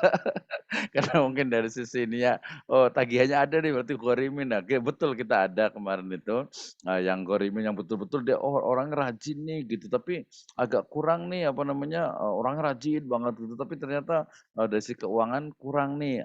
Bisa diajukan tuh untuk ghorimin gitu ya, untuk ghorimin. Nah itu juga masuk. Jadi, sangat mungkin tinggal nanti Pak Ahmad Yani boleh coret-coret dari sekarang gitu ya. Jadi semakin lama proses untuk, reviewnya itu akan, semakin bagus. Oke, terima kasih Pak Ahmad Yani. Jadi, fokusnya di sana. Ada satu lagi mau ditanyakan sebelum kita berpindah ke yang lain ya? Yang lain boleh Siap, raise terima kasih. hand. Ya, terima kasih Pak Dokter. Terima kasih. Oke, sama-sama. Nanti kita bisa diskusi lagi. Silahkan yang lain yang Siap, ingin siap. bertanya, terkait dengan, penulisan dari, tesis ataupun jurnal ilmiah ini, ya nanti kita akan lebih detail lagi dan saya harapkan sih di next Pak Ahmad Yani mungkin nanti di, pertemuan berikutnya kita akan atur nih, apakah habis asar atau habis, habis duhur gitu ya, atau mungkin Izin bertanya. weh, Siap, siap Komandan. silakan. Siap. Siap, komandan. Silakan. Siapa ini? Pak Sesep, silakan Pak Sesep. Eh, Terima kasih Pak Dokter. Mhm. Eh, jadi pertanyaan saya mengenai metode penelitian Wis, ini mantap. Mhm. ya kita kadang-kadang agak banyak terjebak ya ketika Mhm. lihat contoh-contoh penulisan metode penelitian ini. Nah, pertanyaan saya lebih ke teknis ya, lebih ke Mhm. teknis. Yang pertama, dalam penulisan metode penelitian itu minimal ada berapa paragraf ya. Kemudian dari masing-masing paragraf itu dimulai dari awal itu bagaimana penulisannya, apa saja yang ditulis pada paragraf pertama, kedua, dan ketiga. Misal ya, itu misal ada 3 paragraf. Mhm. Itu yang pertama ya, Oke, mengenai satu dulu metode. aja. Satu-satu Eh, seperti tadi biar nggak lupa. Baik, silakan. Ya, oke, terima kasih Kang Sesep nih. Ya, jadi pertanyaannya, dalam penulisan metode penelitian itu kadang sering rancu dan juga, pertanyaannya itu, berapa paragraf. Nah, berarti di sini, sebenarnya bukan bicara tentang paragraf, tapi lebih tepat kepada, sistematika ya, artinya itu urutan dari menyajikan metode penelitian itu. Ya jadi bukan paragrafnya, paragraf itu ya dia bukan nggak penting, tapi dia teknis paragraf itu bisa kalau dia misalnya ide utamanya udah cukup, ya sudah paragraf pertama gitu ya, kemudian nanti, paragraf kedua dan seterusnya gitu. Tapi yang dimaksud adalah, komponen, unsur, sistematika, subbab apa saja yang ada dalam metode penelitian. Nah, karena kebanyakan, metode penelitian ini diletakkan, terutama yang kualitatif itu di bab ketiga gitu ya, dan sebenarnya diletakkan di bab satu pun sebenarnya tidak ada masalah. Berarti yang penting kita paham, oke, ini jawabannya. Metode penelitian berarti adalah, cara dalam melakukan penelitian. Berarti di sana pertama harus ada unsur ya, adalah, waktu dan tempat yang paling gampang ya. Waktu dan tempat penelitian, ya. Waktu penelitiannya itu kapan, dari bulan berapa sampai bulan berapa. Kalau proposal berarti tulisannya adalah penelitian ini akan dilaksanakan pada bulan Maret sampai September 2022. Gitu ya. Jadi waktunya, kemudian tempatnya. Tempatnya mau penelitiannya di mana nih? Karena penelitiannya tadi kayak seperti Ustadz Amir itu adalah di, perpustakaan, maka kita sebutkan bahwa penelitian ini termasuk ke dalam penelitian atau disebut dengan library research atau, studi kepustakaan, di mana penelitian ya dilakukan di, perpustakaan atau di rumah gitu ya, dengan, menggunakan data-data yang sifatnya, literatur atau pustaka. Nah, kalau tadi misalnya Pak Ahmad Yani berarti penelitian ini dilaksanakan di BPRS Amanah Ummah Lewiliang, Bogor, Jawa Barat. Nah, itu ya tadi waktunya sudah. Waktu ya dan tempat atau lokasi penelitian. Itu yang pertama. Yang kedua, ada istilah desain penelitian atau pendekatan penelitian. Tapi saya lebih cenderung menungganya dengan research approach atau pendekatan penelitian. Kenapa? Karena kalau desain penelitian itu dari mulai A sampai Z sampai selesai. Padahal kita tadi sudah ngomongin tentang lokasi, berarti bukan desain lagi, tapi sudah kepada pendekatan penelitian. Nah, pendekatan penelitian, jadi yang kedua ini, apa yang digunakan? Misalnya, penelitian ini menggunakan pendekatan sejarah penelitian ini menggunakan pendekatan normatif filosofis ya atau penelitian ini menggunakan pendekatan mukoron atau perbandingan pemikiran. Nah, jadi pendekatan itu ya, pendekatan penelitian yang cara untuk menyelesaikan masalah itu dengan teori apa, dengan disiplin ilmu apa. Nah, itu adalah pendekatan ya. Kemudian nanti ada dari jenis penelitian. Nah, ini yang sering banyak tertukar. Yang ketiga adalah jenis penelitian gitu ya. Jenis penelitian ini termasuk penelitian apa? Ah, di sini berarti adalah apa? Perspektif yang digunakan. Aduh, bingung nggak ya perspektif yang digunakan ya? Maksudnya begini. Jadi seharusnya di jenis penelitian ini kita akan menuliskan bahwa berdasarkan lokasi, maka penelitian ini masuk ke dalam field research atau penelitian lapangan. Atau sebaliknya, berdasarkan tempatnya, tempat penelitian, maka penelitian ini masuk ke dalam penelitian pustaka atau library research karena penelitian ini dilakukan di perpustakaan, di rumah, bukan di lapangan atau bukan di tempat objek dari penelitian itu, gitu ya. Nah, itu yang pertama, berdasarkan tempatnya penelitian ini field research atau library research. Oke, kemudian yang kedua, berdasarkan datanya, maka penelitian ini masuk ke dalam kualitatif kalau datanya adalah kualitatif, kuantitatif kalau datanya adalah kuantitatif. Nah, berdasarkan jenis dari datanya. Oke. Yang ketiga, berdasarkan tingkat analisisnya.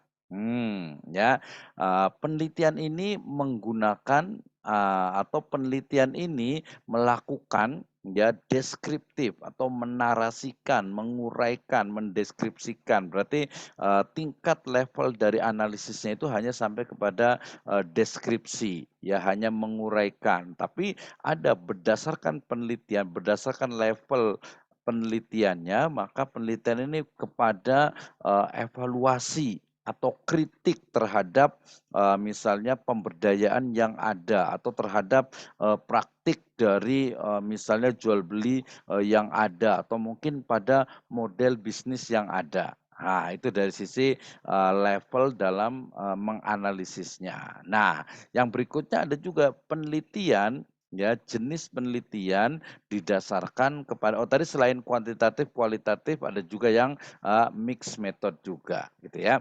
Nah, yang ketiga adalah jenis penelitian ini berdasarkan kepada kemanfaatannya ya. Oh, ternyata penelitian ini bukan penelitian kebijakan sehingga hasilnya tidak secara langsung dapat dirasakan oleh masyarakat gitu ya. Misalnya tadi ya ketika penelitian itu terkait dengan teori-teori yang klasik ya, kitab-kitab Turos dan lain sebagainya gitu ya, maka dia hanya memberikan satu pengetahuan kepada masyarakat yang sifatnya mungkin baru sebatas teori.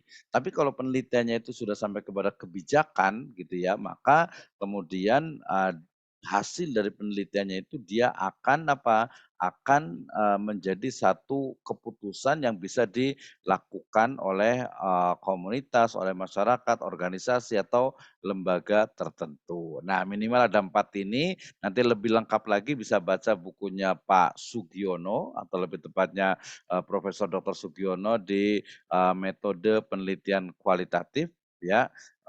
Saya ada bukunya juga, kemudian nanti kalau beli di Shopee juga ada, termasuk di buku saya juga ada di metode penelitian muamalah dan juga metode penelitian hukum Islam dan satu lagi ada 2 buku di metode penelitian ekonomi syariah itu bisa dibeli secara online ya di e-book-nya juga ada kalau mau hemat juga ada gitu itu book chapter ada 2 buku ya di riset metodologi ya yang ada 4 malah ada 4 ya tentang riset metodologi semuanya bisa dibeli di Google Play. Oke ya.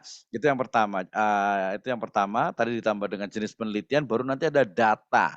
Ya dalam metode penelitian harus ada data. Nah, data ini dilihat dari apa? Pertama jenis dari data. Data ini termasuk atau data yang digunakan dalam penelitian ini adalah data primer atau data sekunder atau data tersier. Nanti kalau di proposal tesis kita menyebutnya begini, data ya data dalam penelitian ini berdasarkan sifatnya adalah data primer karena diambil langsung dari sumber asli.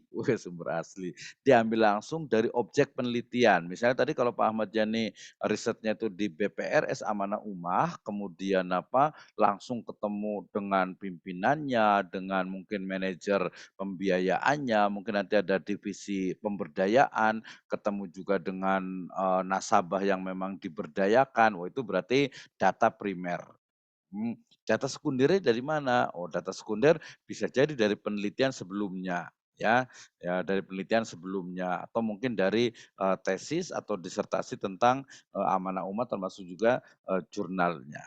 Ya, itu data. Jadi pertama adalah jenis data primer, sekunder, tersier. Tersier dari mana? Ya mungkin dari koran gitu ya, dari internet gitu ya. Itu kecuali nanti kalau websitenya BPRS Amanah Ummah misalnya yang official itu menjadi primer juga datanya gitu. Nah, kemudian teknik pengumpulan data ya. Nah, ini yang kedua. Jadi bagaimana cara mengumpulkan datanya? Tadi ketika dia turos gitu ya, tadi Pak Ustadz Amir Abdullah mudah-mudahan masih ada ya. Berarti teknik mengumpulkan datanya itu adalah apa? Ya mencari buku kitab Al-Muwatta, kemudian mencari kitab Ar-Risalah atau Al-Um, kemudian dibuka, kemudian dicari pembahasan bab tentang bai'inah itu ketemu di halaman 222 ini. Ini berarti data primernya nih. Ya, kita bisa copy ya kemudian ini akan nanti dianalisis. Gitu ya. Kalau tadi yang di lapangan Pak Ahmad Yani bagaimana teknik pengumpulannya? Ya gampang, berarti teknik pengumpulan datanya adalah pertama observasi. Ya ke amanah umat itu berapa kali, 1, 2, 3, 4, 5 semakin banyak, dia akan semakin valid datanya. Gitu ya. Teknik pengumpulan data. Kemudian cara menganalisis datanya.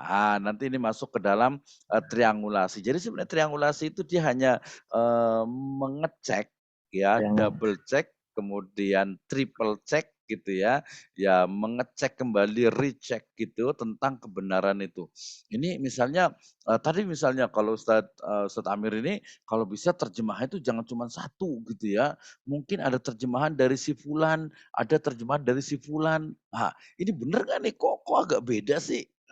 Gitu. Atau mungkin, wah ini sama nih. Kenapa? Karena memang ini datanya harus valid gitu. Ini bahasa Arabnya ini dari mulai satu kalimat gitu ya, satu kata menjadi jumlah gitu, menjadi kalimat itu harus detail gitu. Nah itu baru namanya datanya itu, teknik pengumpulannya itu sudah betul gitu ya. Nah setelah teknik pengumpulan datanya, analisis datanya, baru cara menarik kesimpulan dari data itu. Nah, minimal itu yang ada dalam metode penelitian. Ya, jadi dalam metode penelitian itu pertama ada lokasi dan tempat penelitian. Yang pertama, kemudian pendekatan penelitian, ya, kemudian data dalam penelitian, ada jenis data, ya, kemudian ada cara menganalisis data, ya, kemudian juga penarikan kesimpulan dari data yang ada. Minimal itu dalam metode penelitian. Nah, nanti nggak tukar-tukarnya nggak terlalu banyak gitu ya. Hanya itu saya mungkin yang agak beda dikit itu hanya di desain atau di research approach atau pendekatan penelitian. Oke, mudah-mudahan ini Kang Sesep boleh lanjut ke pertanyaan yang kedua atau belum Oh, paham boleh tanya lagi, silakan. baik, lanjut ke Hmm, pertanyaan 2 saja, silakan. mengenai kerangka teori ini misalkan. Misalkan kita ketika meneliti satu objek itu ada 10 teori nih misalkan. Banyak Eh, ya, mantap nih 10 teori. Iya. Ya. Dan bisa jadi misalnya di antaranya bahkan ada yang bertentangan. Nah, apakah kita sampaikan ke 10 ini ataukah kita fokus beberapa teori yang mungkin sesuai dengan tujuan dari penelitian kita? Itu aja. Oke, terima kasih Iya, ya. Jadi terima kasih, Pak. oke, kalau 10 teori sebenarnya semakin banyak semakin bagus gitu ya. Tapi kalau 10 teori sih agak agak kebanyakan juga sih biasanya itu. 5 itu udah banyak gitu ya. Tapi memang tergantung teorinya. Nah, dalam hal ini kalau di level master sebenarnya ya S2 ini dia memilih dari teori yang dia anggap paling relevan, yang dia anggap paling benar berdasarkan argumentasi dia. Itu udah cukup gitu ya. Jadi, teori misalnya, ya ini, misalnya kita gunakan, tentang maqasidus syariah, itu kan teorinya betul, itu lebih dari 10 ya. Yang terakhir itu adalah teorinya Jasir Audah. Tapi karena Jasir Audah ini dia liberal gitu ya, dia pemikirannya cenderung, bebas gitu sehingga ya saya tidak menggunakan itu gitu ya. Saya tidak menggunakan, maqasidnya, Jasir Audah. Yang paling standar di keuangan itu biasanya adalah maqasidnya dari, tadi Abu Zahroh gitu ya, yang lebih umum lagi itu ada dari, Asy-Syatibi dan juga Al-Ghazali. Ya yang tidak banyak digunakan Ibnu Taimiyah, ada Ibnu Qayyim Al-Jauziyah itu jarang sekali maqasidnya, digunakan. Padahal dalam konteks Indonesia sebenarnya, menarik juga sebenarnya. Misalnya, maqasidnya Ibnu Taimiyah misalnya gitu ya, ternyata Ibnu Taimiyah itu, hidup di masa akhir dari keemasannya Baghdad, ya di mana Baghdad itu dihancurkan, umat Islam itu tidak punya kekuatan politik gitu ya, sehingga kemudian banyak tulisan-tulisan Ibnu Taimiyah termasuk terkait dengan maqasidus syariah itu adalah, hifdzud daulah, yaitu, menjaga, melindungi, melestarikan dan keharusan atau keniscayaan adanya, daulah, daulah di sini jangan disalah artikan dalam konteks, negara. Ya, bahkan, salah satu perkataan dari Ibnu Taimiyah yang cukup, terkenal, masyhur itu adalah lebih baik ya, 1 tahun ya bersama, 1 tahun atau lebih gitu ya bersama pemimpin yang zalim daripada, semalam tanpa pemimpin.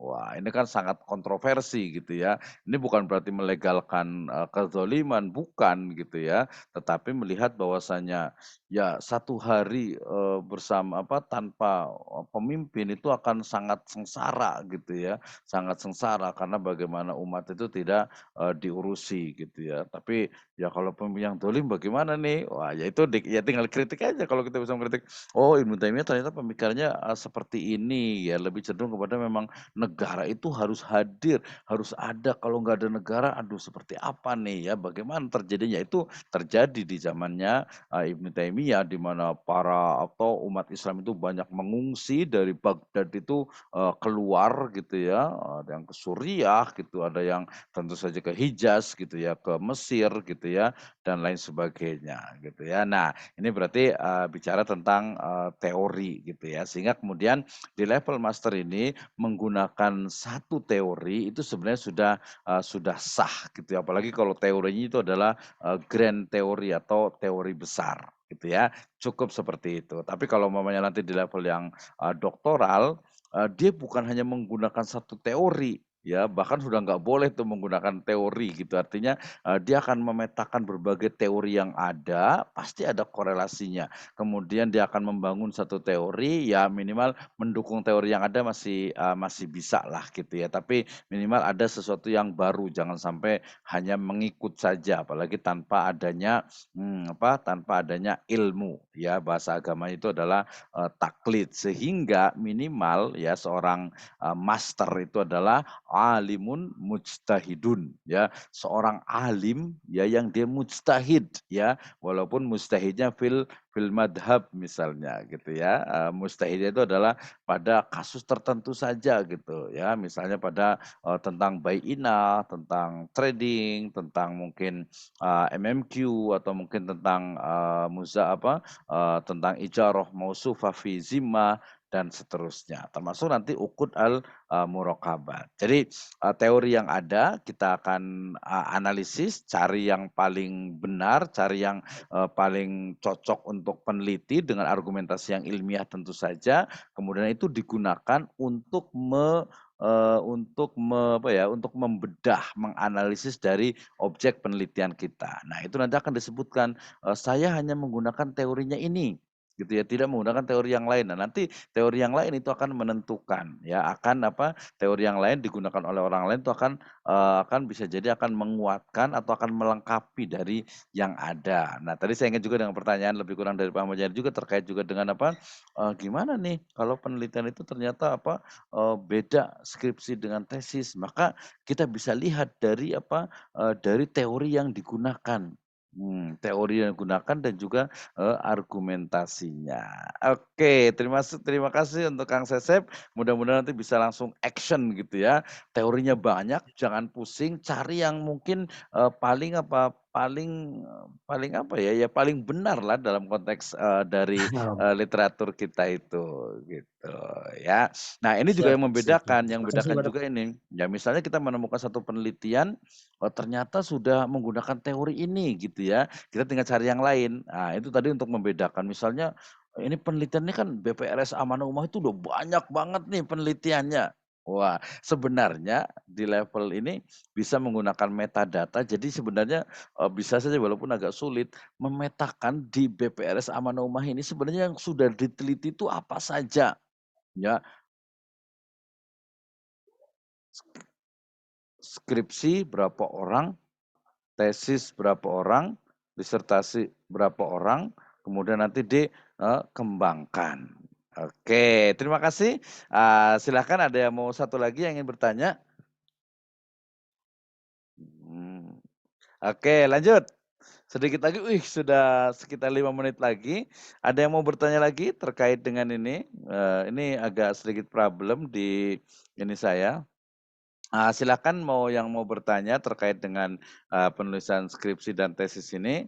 Ustaz Amir mau bertanya atau Kang Deden ya, atau mungkin ada Pak Guru nih, Raden Rifki, ada Pak Heri Yustianto juga, ada Ibu Farida, ada Ustadz Malik, ada Mitra, ada Ustadz Mitra, ada juga terima kasih untuk Ibu Hana Mukmina ya dari Bekasi. Terima kasih. Nah, coba ada yang mau tanya nggak? Ada yang belum paham nggak tentang bagaimana menuliskan tesis ini? Minimal dari proposal dulu. Silahkan. Kalau ada yang belum paham, boleh ditanyakan.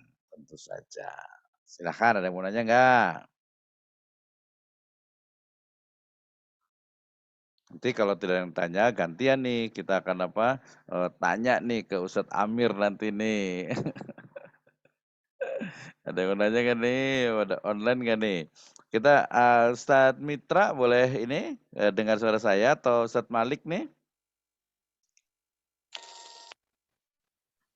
Siapa? Ustadz ini yang Oh Anda masih ya, penasaran ya silakan yang Ustadz Amir. tadi apa namanya yang metode penelitian ini Ustadz. Mhm. Ustadz tadi bilang apa namanya tadi Anda bilang jenis penelitian kemudian sifat penelitian. Cuma kata Ustadz bilang sifat penelitian itu enggak usah. Kira-kira yang termasuk dalam metode penelitian itu apa saja Ustadz?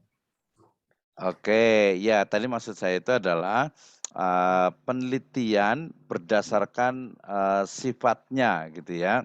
Tadi sifat jenis itu sebenarnya adalah sifat dalam level menganalisisnya. Nah, kita balik tanya dulu, yang ditulis di situ tentang sifat penelitian itu seperti apa Ustadz Amir? Coba boleh dibacakan. Sifat penelitian yang di sini itu Yang ditulis. yaitu metode penelitian deskriptif. Oke. Ya, jadi di situ nanti masuk ke dalam jenis penelitian ya. Penelitian ini berdasarkan tingkat analisisnya adalah deskriptif analisis. Ya sebenarnya itu udah standar sih, namanya juga ya namanya penelitian itu pasti mendeskripsikan. Nah, setelah dideskripsi kemudian dianalisis. Nah, nanti tambahannya ada kan ya, deskriptif, analisis, komparatif. Wah, karena Ustadz Amir ini mengkomparasikan, membandingkan, mukoron ya. Jadi deskriptif, analisis, komparatif. Nah, ini yang menarik nih untuk teman-teman semuanya nih. Jadi ada deskriptif, ini ke case-nya ke Ustadz Amir ya. Jadi Ustadz Amir Ya, ini mau meneliti tentang Bai'inah menurut Imam Malik dan Imam Syafi'i. Maka kemudian langkah pertama adalah mendeskripsikan. Berarti apa? Mendeskripsikan tentang pemikiran dari Bai'inahnya Imam Syafi'i dan Imam Malik. Oke, bagaimana mendeskripsikannya? Ya dengan membaca kitab beliau. Karena membaca kitab beliau itu pakai bahasa Arab, maka harus ada toolnya, yaitu bahasa Arabnya. Ya, nahwu sorofnya, kemudian juga gramatikalnya, sampai kepada makna yang dipahami oleh Imam Syafi'i dan Imam Malik. Oke, itu masih di deskripsi. Kemudian menganalisis, berarti bagaimana pendapat dari Imam Malik ini atau Imam Syafi'i ini terkait dengan pemikiran sebelumnya, atau mungkin terkait dengan madhabnya, atau juga terkait dengan mungkin ada asar, ya ada hadis, ada ayat Al-Quran. Nah itu menganalisis, jadi kompleks sekali tuh. Ya, nah setelah dideskripsikan, kemudian dianalisis, oh udah tahu nih, ya pemikiran Bai'inah dari Imam Syafi'i itu begini, kemudian yang Imam Malik itu begini. Nah, langkah berikutnya tadi adalah komparasi, ya, membandingkan. Nah, yang dibandingkan itu apa? Nah, ini yang paling penting nih, ya. Dalam membandingkan itu minimal seharusnya itu ada ini variabelnya, ada ukurannya. Oke, yang dibandingkan pertama itu dari takrif. Ya, takrif misalnya Imam Syafi'i mendefinisikan Bai'inah dengan ini, Imam Malik mendefinisikan ini dengan ini, itu yang pertama. Yang kedua rukun dan syaratnya. Imam Malik menganggap rukunnya itu adalah ini, Imam Syafi'i menganggap rukunnya itu adalah ini. Syaratnya, Imam Syafi'i menganggapnya syaratnya adalah ini, kemudian Imam Malik menganggap syaratnya adalah ini. Ya, kemudian jenisnya, Imam Malik menganggap begini, Imam Syafi'i jenisnya membagi itu begini. Kemudian pembatalnya, ya yang membatalkan itu menurut Imam Malik itu begini, yang membatalkan itu, nah itu dikomparasikan. Jangan lupa juga, jangan sampai kita terjebak kepada ini Imam Malik atau Malikiyah, ini Imam Syafi'i atau Syafi'iyah. Wah itu masuk ke dalam sebenarnya validitas data. Makanya tadi yang dipakai mana nih? Kitab Al-Um. Nah termasuk juga nanti ada syarahnya tentu saja. Ar-Risalah ada syarahnya, Muwatta juga ada syarahnya. Jangan sampai juga kita malah menggunakan syarahnya bukan kitab aslinya. Berarti datanya itu tidak valid. baik. Gitu ya. Baik. Bukan valid tapi violate gitu ya. Jadi gagal gitu. Oke, kita menjadi deskriptif, analisis, komparatif. Wah, harusnya sih kalau di level master itu kemarin saya bilang itu sudah dikomparasikan, kemudian jadi ke aplikatifnya seperti apa. Yang di DSN itu seperti apa, Bai'inah ini, di Indonesia itu seperti apa, kenapa DSN tidak membolehkan Bai'inah, kenapa di Malaysia itu dibolehkan, itu sampai kepada level aplikasi, deskriptif, analisis, komparatif, aplikatif. Wah, jadi 4 tuh Ustaz Amir tuh. Ya, siap ya. Jadi master nih. Silakan. Ada tambahan lagi? Cukup ya? Oke, terima kasih Kang Sesep, mau komentar lagi? Cukup Dok lah. Oke. Tambah puyeng Banyak sih kayaknya. pertanyaan. Gampang, nanti kita ketemu lagi. Insya Iya, Allah nanti kita akan atur ditunda waktunya. Iya, buat ditunda buat aja. buka puasa, Pak. Iya benar. Nanti kita akan atur nih waktunya, apakah hari ya kalau malam kan nggak mungkin lah, kalau habis Oh iya, habis tarawih udah capek lah tidur gitu ya. Mungkin juga subuh juga, siap siap. sahur juga nggak mungkin juga. Tapi kemungkinan besar sih Sabtu, insya Allah saya akan buat kelas juga Sabtu ya, karena Sabtu ini kan kita online nih. Jadi diusahakan nanti pola belajarnya itu juga lebih detail gitu ya. Ya bukan hanya bertanya, bahkan nanti ya gantian, saya yang nanya gitu ya, tingkatnya ini misalnya ada Kang Rifki nih, kita tanya nih gitu ya, kemudian juga ada Ustadz Malik nih, jadi kita ingin mengetahui kemampuan, termasuk juga yang ini mahasiswa baru kita, Ustadz Mitra Prasetya, terima kasih sudah hadir, termasuk juga Ibu Hana nih, kita akan tanya nih gitu ya, kenapa? Karena biar tahu minimal itu bisa mengungkapkan ide dan gagasannya.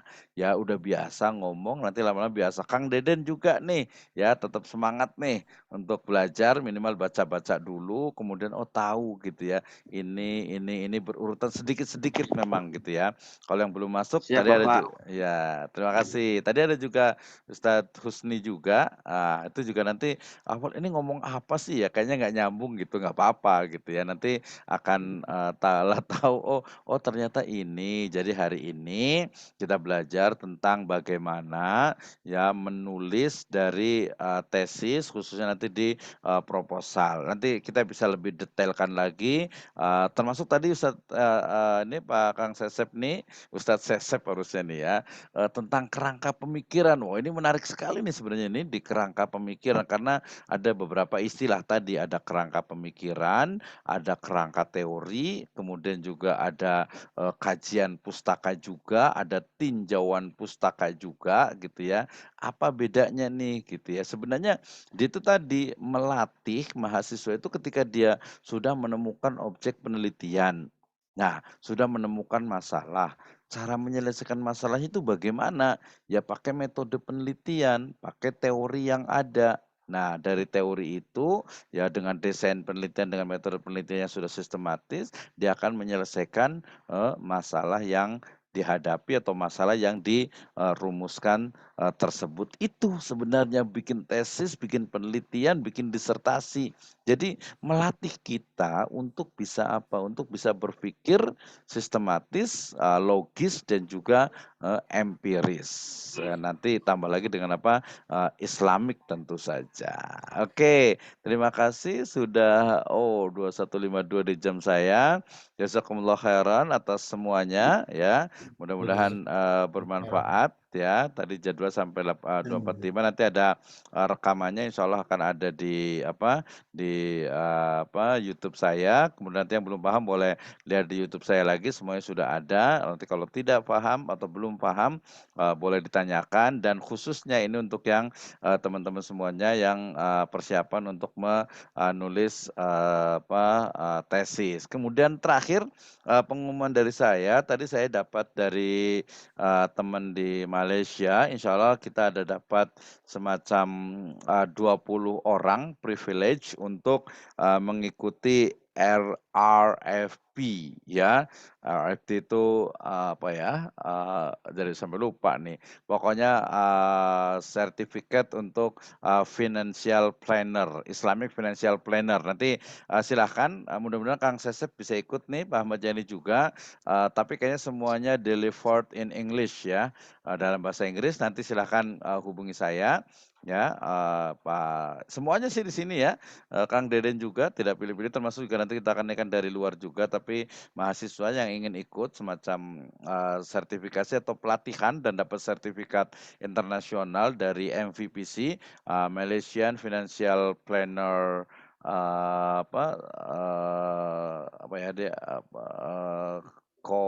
MFV. Menarik tuh, Pak. Ya, nanti silakan hubungi saya aja karena kita ada 20 orang, semuanya kayaknya pakai bahasa Inggris kayaknya. Saya juga termasuk ngisi, tapi ya dikit-dikit belajar bahasa Inggris. Saya ada 2 sesi terkait dengan Islamic property dengan inheritance ya, in Islamic perspective. Silakan Kang Sesep ya ikut aja karena gratis ya. Dan ke depan ini yang sebenarnya mau jadi model kita, nanti Kang Sesep bisa ikut, dan ini yang rencana mau kita kembangkan di ya PPS, atau kita akan kembangkan juga untuk agar orang lain bisa ikut di sertifikat internasional di wealth management dan juga financial planner. Jadi nanti dapat sertifikat internasional untuk perencanaan keuangan. Nah, ini biasanya orang-orang asuransi Siap, yang paling Bapak. banyak nih. Oke, siap semuanya Tahu ya. dong. Nah, oke, nanti tinggal hubungi saya Siap. aja. Menarik, Pak. Iya. Ya, mudah-mudahan menarik lah, kayak gerobak gitu kan ya, bisa menarik gitu ya. Sampai menarik Kapan waktunya, gerobak. Pak? Insya Allah Senin besok itu sudah mulai. Kita ada kelas Senin besok udah mulai itu. Kayaknya cukup intensif Oh itu. ya, siap. Ya dengan ininya bahasa Inggris. Insya Allah, Pak. Ya, gitu. Oke, terima kasih untuk semuanya. Jazakumullah khairan ala Terima kasih banyak, Pak imamikum. Dokter. Kita tutup dengan hamdalah dan doa kafatul majlis. Alhamdulillahirabbil alamin. Subhanakallahumma bihamdika asyhadu alla ilaha illa anta astaghfiruka wa atubu ilaik. Wassalamualaikum warahmatullahi wabarakatuh. Waalaikumsalam warahmatullahi wabarakatuh. Terima kasih, Pak Dokter, Oke, arahannya. terima kasih semuanya. Ditunggu ya.